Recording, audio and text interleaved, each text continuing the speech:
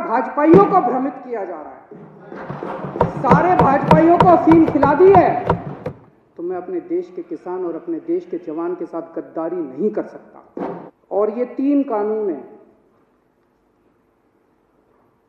ये तीनों कानूनों को मैं सदन के सामने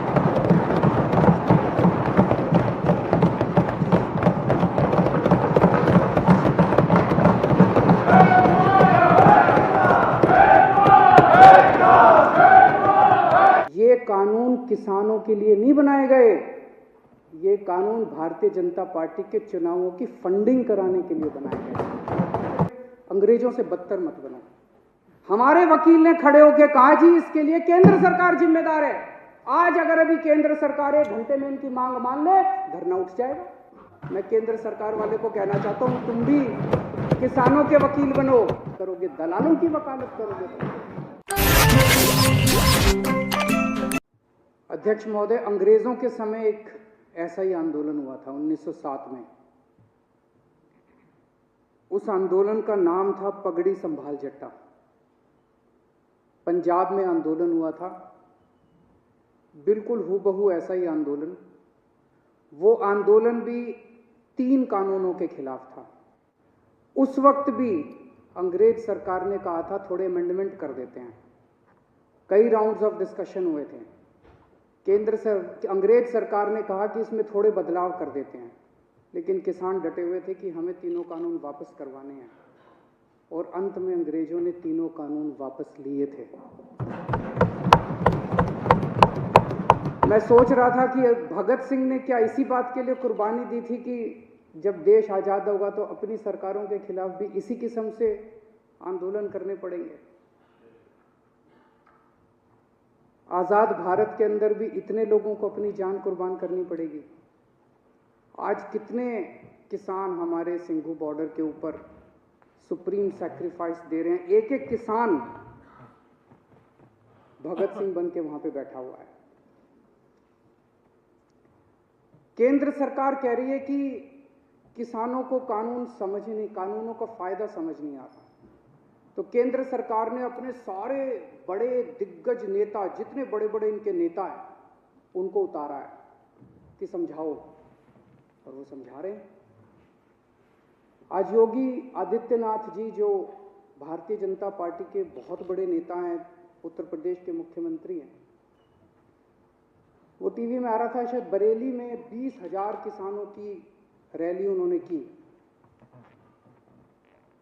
उनको कहा गया भाई इन तीनों बिलों के फायदे समझाओ, तो फायदे समझाने लगे वो। मैं सुन रहा था उनका भाषण। तुम्हारी जमीन नहीं जाएगी, ये फायदा है क्या? वो तो थी अभी तक, अब जाएगी नहीं, मतलब ये क्या फायदा है? तुम्हारी मंडी बंद नहीं होगी, ये फायदा है क्या? तुम्हारी मंडी बंद नहीं होगी, तुम्हारी जमीन नहीं जाएगी, तुम्हारा ये, अरे भैया ये तो था ही हमारे पास, फायदा क्या है? तो इनसे किसी से पूछ लो, ये भी इतने सारे बैठे हैं, किसी से पूछ लो, किसी भाजपा वाले से, कि फायदा क्या है? वो बता रहे हैं कि आ रहा हूं मैं उस पर, फायदा और नुकसान दोनों, नफा नुकसान बताऊंगा, चिंता ना करो।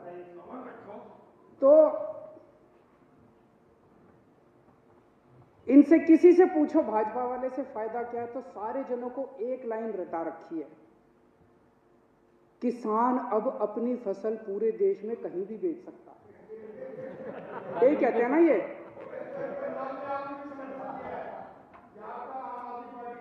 तो एक मिनट मेरे को बोलने दीजिए। मैंने आप लोगों जब बोल रहे थे मैं चुपचाप सुन रहा था। मैं आज धान का एमएसपी 1868 है। उत्तर प्रदेश और बिहार में ये 900,000 रुपए में बिक रहा है। मेरे को बता दो कि पूरे देश में मेरा बिहार और उत्तर प्रदेश का किसान कहां ये फसल बेच के आए कि इसको एमएसपी से ज्यादा दाम मिल जाए।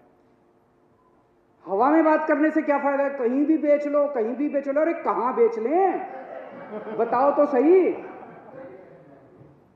अब हमारे देश का किसान पूरे देश में कहीं भी बेच सकता है। वो देश का किसान कहीं भी नहीं बेचेगा, उनको भी पता है कि कौन बेचेगा।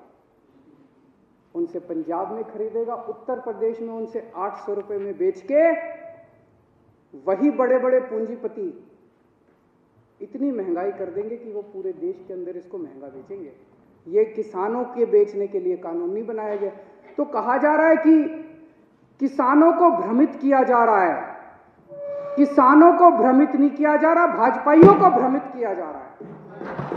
सारे भाजपाइयों को अफीम खिला दी है और अफीम खिला के कह दिया ये रट के बस यही बोलो। मैंने आज पूरा भाषण सुना योगी आदित्यनाथ जी का, उनको भी नहीं पता इसका क्या फायदा है। वो पूरे भाषण में वो भाषण था इसी बात के लिए कि किसानों को बताना है कि इसका क्या फायदा है। आज सुप्रीम कोर्ट में केस था, कल भी था।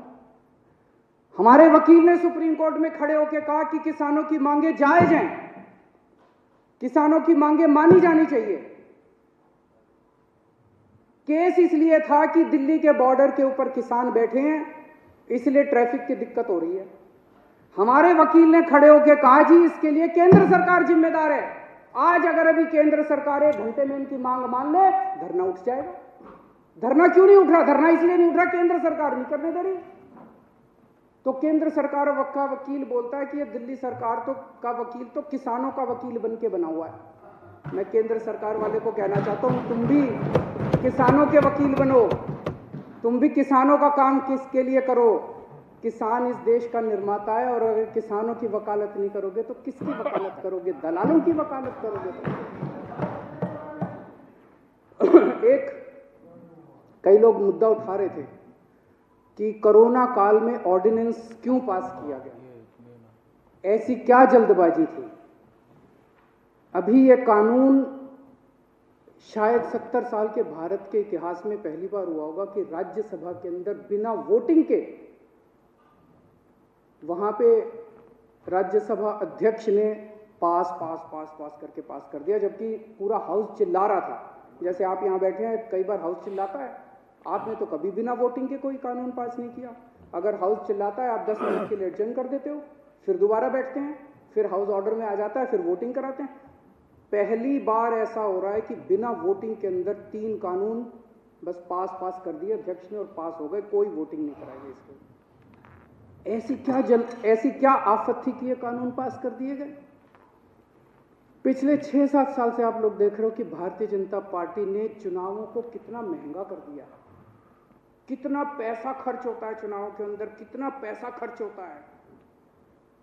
ये कानून किसानों के लिए नहीं बनाए गए, ये कानून भारतीय जनता पार्टी के चुनावों की फंडिंग कराने के लिए बनाए गए। इसको ये देश जितनी जल्दी समझ ले, किसान तो समझ गए, बाकी देश भी जितनी जल्दी समझ ले उतना अच्छा होगा।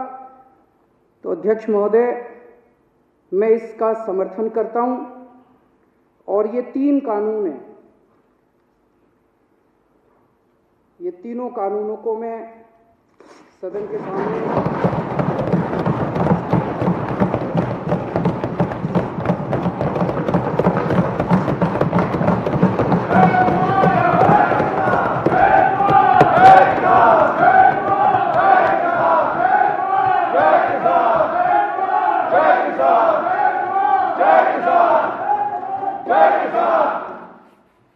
इन दोनों कानूनों को फाड़ते हुए मुझे बेहद दर्द हो रहा है।